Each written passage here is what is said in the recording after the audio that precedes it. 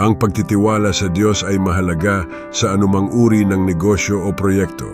Narito ang ilang mga puntos na dapat isaalang-alang. Una, pagpapala, blessing. Ang Diyos ang nagbibigay ng pagpapala sa mga negosyo at proyekto. Ang pagtitiwala sa Kanya ay nagbibigay ng pag-asa at katiyakan sa tagumpay. Pangalawa, karunungan, wisdom. Ang Diyos ang nagbibigay ng karunungan sa mga tao para gumawa ng matalinong desisyon sa negosyo.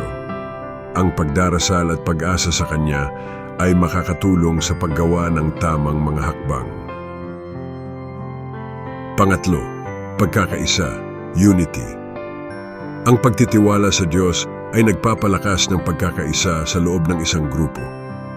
Ang pag-asa sa Kanya ay nagtatanggal ng mga alitan at hindi pagkakaunawaan. Pang-apat, proteksyon. Ang Diyos ang nagbibigay ng proteksyon sa mga negosyo at proyekto. Ang pagtitiwala sa Kanya ay nagbibigay ng lakas ng loob at katiyakan sa gitna ng mga pagsubok at hamon. Ang pagtitiwala sa Diyos ay hindi nangangahulugan na tayo ay magiging passive at hindi nakikilos.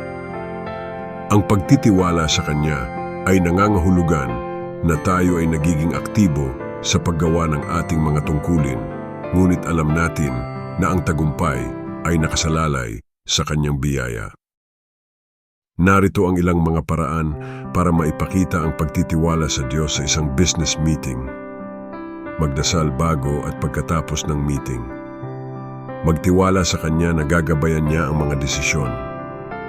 Magpakita ng kabaitan at paggalang sa lahat ng mga tao sa meeting. Magtrabaho ng buong puso at lakas.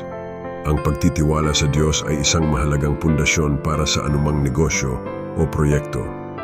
Kapag tayo ay nagtitiwala sa Kanya, tayo ay nagiging mas mahusay na mga tao, mas mahusay na mga negosyante, at mas mahusay na mga miyembro ng lipunan.